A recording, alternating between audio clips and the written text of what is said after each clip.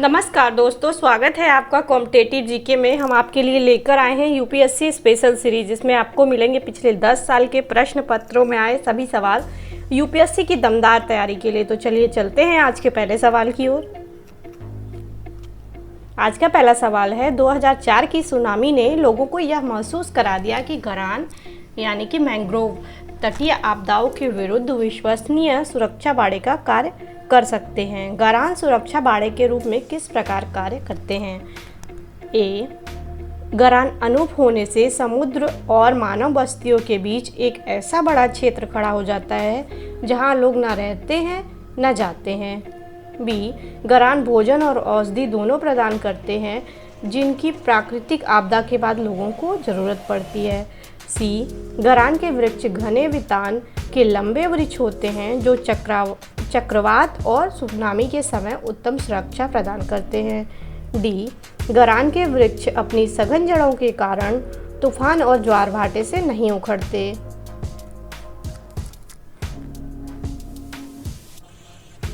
इसका सही जवाब है डी, गरान के वृक्ष अपनी सघन जड़ों के कारण तूफान और ज्वार भाटे से नहीं उखड़ते। दूसरा सवाल, जैन दर्शन के अनुसार सृष्टि की रचना एवं पालन पोषण ये रहे विकल्प। ए, सार्वभौमिक विधान से हुआ है। बी, सार्वभौमिक सत्य से हुआ है। सी, सार्वभौमिक आस्था से हुआ है। डी, सार्वभौमिक आत्मा से हुआ है।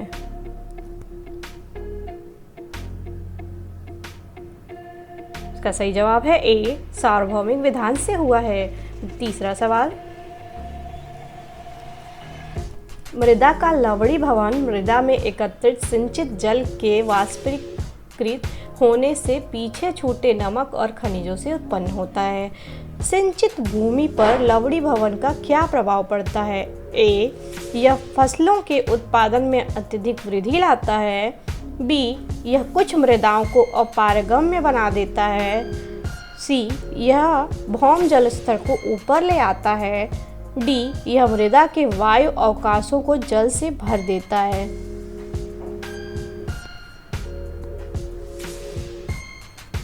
इसका सही जवाब है बी, यह कुछ मृदाओं को अपारगम्य बना देता है। चौथा सवाल, प्रकृति एवं प्राकृतिक संसाधन अंतर्राष्ट्रीय संरक्षण संघ यानी कि IUCN द्वारा प्रकाशित रेड डाटा बुक्स में निम्नलिखित सूची या सूचियां सम्मिलित की जाती है या हैं। नंबर 1, जैव विविधता के प्रखर स्थलों यानी कि हॉट स्पॉट्स में विद्यमान स्थानिक पौधों और पशु जातियों की सूची। नंबर 2, संकटग्रस्त पौधों और पशु जातियों की सूची। नंबर 3, विभिन्न देशों में प्रकृति एवं प्राकृतिक संसाधन संरक्षण हेतु संरक्षित स्थलों की सूची।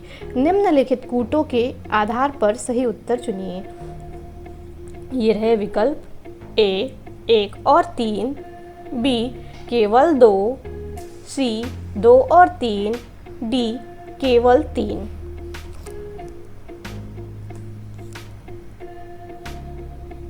इसका सही जवाब है बी, केवल 2। पांचवा सवाल, वाणिज्यिक बैंकों द्वारा दिए जाने वाले लोक लुभावन ऋण यानी कि टीजर लोन क्यों कर आर्थिक चिंता का विषय है?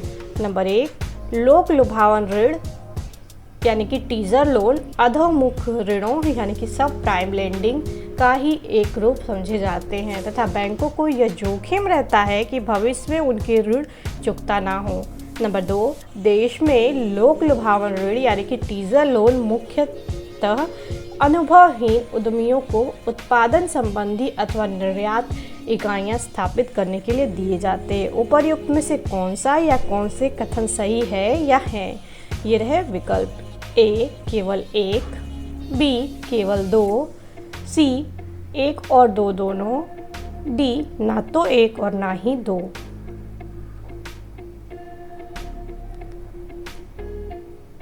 इसका सही जवाब है ए, केवल 1। छठा सवाल, पृथ्वी के चारों ओर परिक्रमा कर रहा कृत्रिम उपग्रह इसलिए पृथ्वी पर नीचे नहीं गिरता क्योंकि पृथ्वी का आकर्षण ए, उतनी दूरी पर अस्तित्वहीन होता है। बी, चंद्रमा के आकर्षण से निष्क्रिय हो जाता है। सी, उसकी नियमित चाल के लिए आवश्यक गति प्रदान करता है। डी, उसकी गति के लिए आवश्यक त्वरण प्रदान करता है।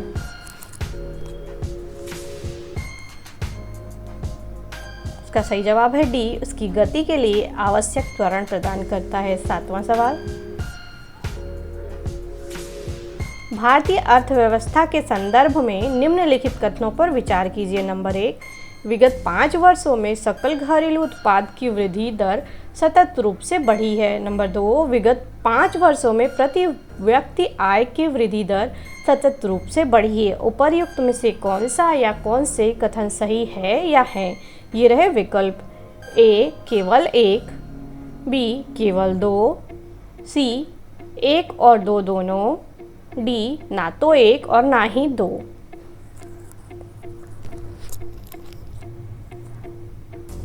इसका सही जवाब है डी, ना तो 1 और ना ही 2। 8वां सवाल, भारत में निम्नलिखित में से किसकी कृषि तथा सहबद्ध गतिविधियों में ऋण के वितरण में सबसे अधिक हिस्सेदारी है? ए, वाणिज्यिक बैंकों की, बी, सहकारी बैंकों की, सी, क्षेत्रीय ग्रामीण बैंकों की, डी, सूक्ष्म वित्त यानी कि माइक्रो फाइनेंस संस्थाओं की।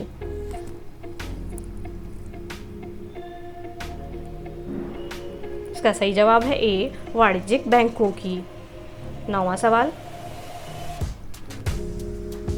सरकार के समावेशित वृद्धि लक्ष्य को आगे ले जाने में निम्नलिखित में से कौन सा या कौन से कार्य सहायक साबित हो सकते हैं? नंबर 1, स्व सहायता समूहों यानी कि सेल्फ हेल्प ग्रुप्स को प्रोत्साहन देना। नंबर 2, सूक्ष्म लघु और मध्यम उद्यमों को प्रोत्साहन देना। नंबर 3, शिक्षा का अधिकार अधिनियम लागू करना। निम्नलिखित कूटों के आधार पर सही उत्तर चुनिए। ये रहे विकल्प। ए, केवल 1, बी, केवल 1 और 2, सी, केवल 2 और 3, डी, 1, 2 और 3।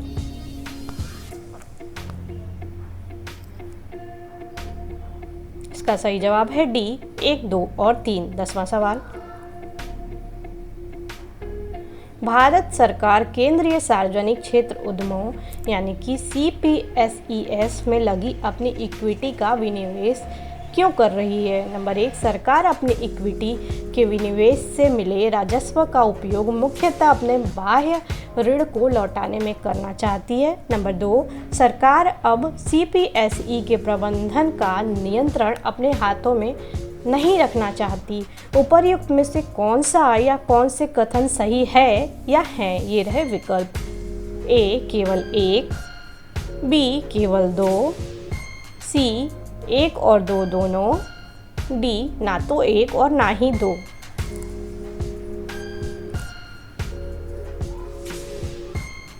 इसका सही जवाब है ए, केवल 1।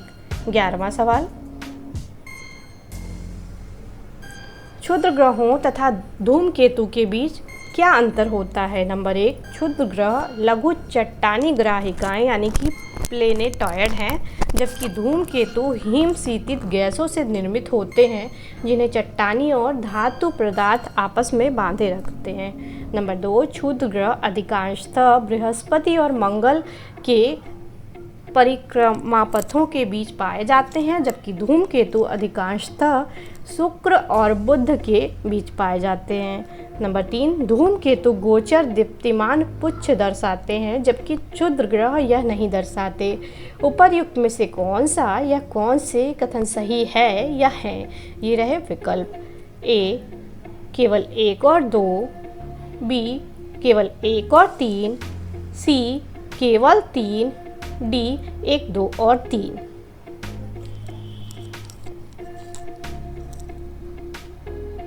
इसका सही जवाब है बी, केवल 1 और 3। 12वां सवाल,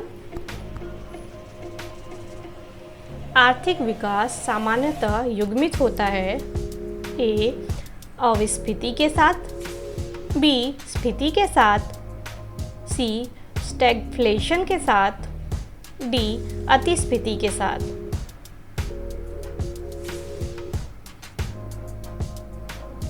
इसका सही जवाब है बी, स्फीति के साथ। 13वां सवाल,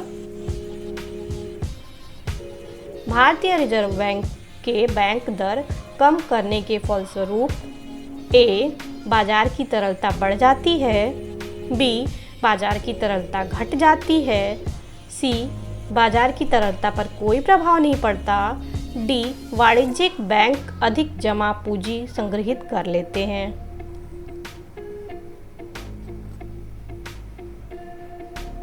इसका सही जवाब है ए, बाजार की तरलता बढ़ जाती है। 14वां सवाल, उत्तरी गोलार्ध की तुलना में दक्षिणी गोलार्ध में पश्चिमी पवन अधिक सशक्त और तथा स्थायी होती है, क्यों? नंबर 1, उत्तरी गोलार्ध की तुलना में दक्षिण गोलार्ध में भूखंड कम है। नंबर 2, उत्तरी गोलार्ध की तुलना में दक्षिण गोलार्ध में कोरियोलिस बल अधिक होता है। उपर्युक्त में से कौन सा या कौन से कथन सही है या है?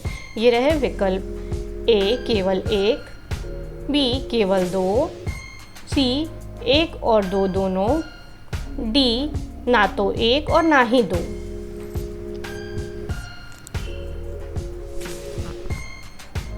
इसका सही जवाब है ए, केवल एक। 15वां सवाल, निम्नलिखित में से किसके द्वारा भारत और पूर्वी एशिया के बीच नौ संचालन समय यानी कि नेविगेशन टाइम और दूरी अत्यधिक कम किए जा सकते हैं? नंबर 1, मलेशिया और इंडोनेशिया के बीच मलक्का जल डमरू मध्य को अधिक गहरा बनाकर। नंबर 2, सियाम खाड़ी और अंडमान सागर के बीच का भूसंधि जल डमरू मध्य के पार नई नहर खोलकर। उपर्युक्त में से कौन सा या कौन से कथन सही है या है? ये रहे विकल्प ए, केवल एक, बी, केवल दो, सी, एक और दो दोनों, डी, ना तो एक और ना ही दो।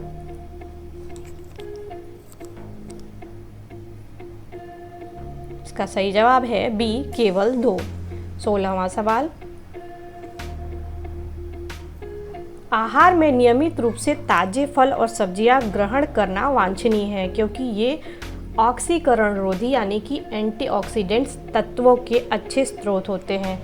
ऑक्सीकरण रोधी तत्व व्यक्ति के स्वस्थ बने रहने और दीर्घायु होने में किस प्रकार सहायक सिद्ध होते हैं? ए, ये शरीर में उन एंजाइमों को सक्रिय कर देते हैं जो विटामिनों के संश्लेषण के लिए आवश्यक होते हैं और विटामिनहीनता नहीं होने देने में मदद करते हैं। बी, ये शरीर में कार्बोहाइड्रेट्स, वसा तथा प्रोटीन के अतिरिक्त ऑक्सीकरण को रोकते हैं और ऊर्जा को अनावश्यक नष्ट होने से बचाने में मदद करते हैं। सी, ये शरीर में चयापचय के उत्पाद के रूप में उत्पन्न मुक्त मूलकों को निष्क्रिय बनाते हैं। डी, ये शरीर की कोशिकाओं में कुछ जीन को सक्रिय करते हैं और वृद्धत्व की क्रिया को विलंबित करने में मदद करते हैं।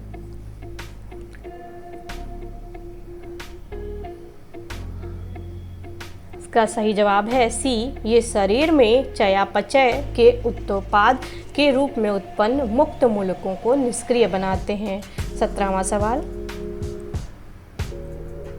सिंधु घाटी सभ्यता के संदर्भ में निम्नलिखित कथनों पर विचार कीजिए। नंबर 1, यह प्रमुखतः लौकिक सभ्यता थी तथा उसमें धार्मिक तत्व यद्यपि उपस्थित था, वर्चस्वशाली नहीं था। नंबर 2, उस काल में भारत में कपास से वस्त्र बनाए जाते थे। उपर्युक्त में से कौन सा या कौन से कथन सही है या है? ये रहे विकल्प ए, केवल एक, बी, केवल दो, सी, एक और दो दोनों, डी, ना तो एक और ना ही दो।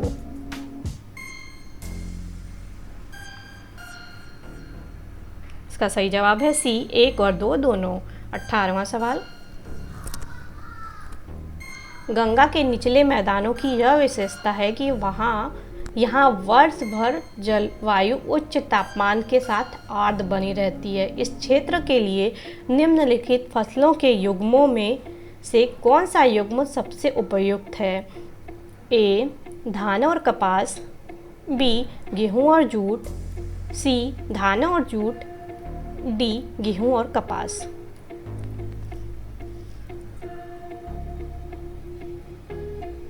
इसका सही जवाब है सी, धान और जूट। 19वां सवाल, अफ्रीकी और यूरेशियाई मरुस्थलीय क्षेत्र के निर्माण का या निर्माण के मुख्य कारण क्या क्या हो सकते हैं या हो सकते हैं? नंबर 1, यह उपोषण उच्च दाब कोशिकाओं यानी कि हाई प्रेशर सेल में अवस्थित है। नंबर 2, यह उष्ण महासागर धाराओं के प्रभाव क्षेत्र में पड़ता है। इस संदर्भ में उपर्युक्त में से कौन सा या कौन से कथन सही है या है? ये रहे विकल्प ए केवल 1, बी केवल 2, सी 1 और 2 दोनों, डी ना तो 1 और ना ही 2।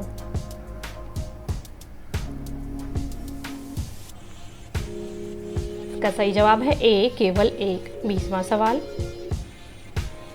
समताप मंडल के निचले भाग में जेट विमान बहुत आसानी और निर्विघ्नता के साथ उड़ सकते हैं। इसका उपयुक्त स्पष्टीकरण क्या है? नंबर 1, समताप मंडल के निचले भाग में बादल या जल वाष्प नहीं होते। नंबर 2, समताप मंडल के निचले भाग में ऊर्ध्वाधर पवन नहीं होती। इस संदर्भ में उपर्युक्त में से कौन सा या कौन से कथन इसका या इसके उपयुक्त स्पष्टीकरण है या हैं? ये रहे विकल्प ए केवल 1, बी केवल 2, सी 1 और 2 दोनों, डी ना तो 1 और ना ही 2।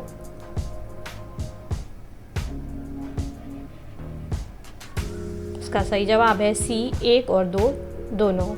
21वां सवाल, निम्नलिखित कथनों पर विचार कीजिए। नंबर 1, उच्चतर अक्षांशों की तुलना में निम्नतर अक्षांशों में जीव विविधता सामान्यतः अधिक होती है। नंबर 2, पर्वतीय प्रवणताओं यानी कि ग्रेडियंट्स में उच्चतर उन्नतांशों की तुलना में निम्नतर उन्नतांशों में जीव विविधता सामान्यतः अधिक होती है। उपर्युक्त में से कौन सा या कौन से कथन सही है या हैं? ये रहे विकल्प ए केवल 1, बी केवल 2, सी 1 और 2 दोनों, डी ना तो 1 और ना ही 2।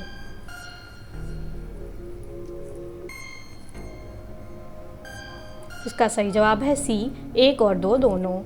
22वां सवाल, तिब्बत में उत्पत्ति पाने वाली ब्रह्मपुत्र, इरावदी और मेकंग नदियाँ अपने ऊपरी पाटों में संकीर्ण और समांतर पर्वत श्रेणियों से होकर प्रवाहित होती हैं। इन नदियों में ब्रह्मपुत्र भारत में प्रविष्ट होने से ठीक पहले अपने प्रवाह में एक यू टर्न लेती है। यह यू टर्न क्यों बनता है? ए, वलित हिमालय श्रेणियों के उत्थान के कारण, बी, भूवैज्ञानिकीय तरुण हिमालय के अक्ष संघीय नमन के कारण, सी, तृतीय कल्पीय वलित पर्वतमालाओं में भूवितरणिक विक्षोभ के कारण, डी, इस संदर्भ में उपर्युक्त ए और बी दोनों कारण तर्कसंगत हैं।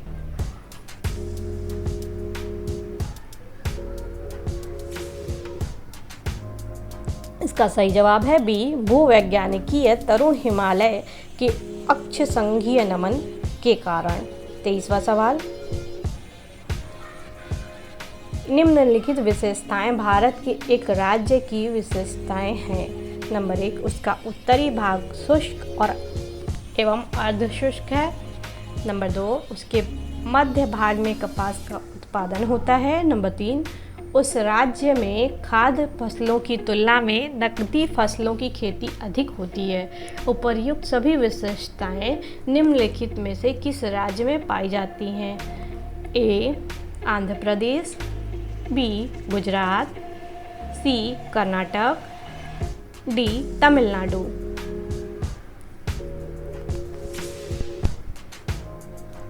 इसका सही जवाब है बी, गुजरात। 24वां सवाल,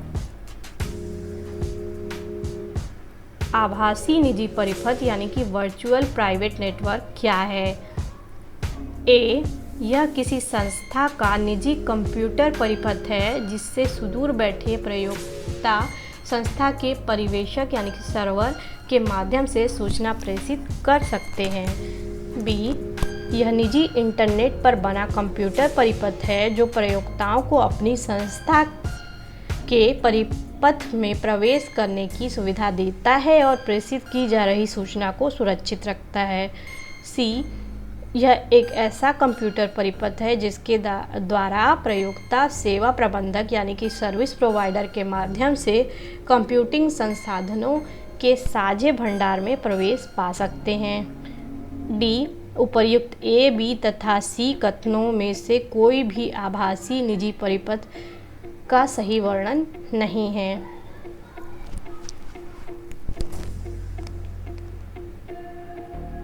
इसका सही जवाब है बी, यह निजी इंटरनेट पर बना कंप्यूटर परिपथ है जो प्रयोक्ताओं को अपनी संस्था के परिपथ में प्रवेश करने की सुविधा देता है और प्रेषित की जा रही सूचना को सुरक्षित रखता है। 25वां सवाल, धर्म और ऋतु भारत की प्राचीन वैदिक सभ्यता के एक केंद्रीय विचार को चित्रित करते हैं। इस संदर्भ में निम्नलिखित कथनों पर विचार कीजिए। नंबर 1, धर्म व्यक्ति के दायित्वों एवं स्वयं द्वारा दूसरों के प्रति व्यक्तिगत कर्तव्यों की संकल्पना था। नंबर 2, ऋत मूलभूत नैतिक विधान था जो सृष्टि और उसमें अंतर्निहित सारे तत्वों के क्रियाकलापों को संचालित करता था। उपर्युक्त में से कौन सा या कौन से कथन सही है या है? यह है विकल्प ए, केवल एक, बी, केवल दो, सी, एक और दो दोनों, डी, ना तो एक और ना ही दो।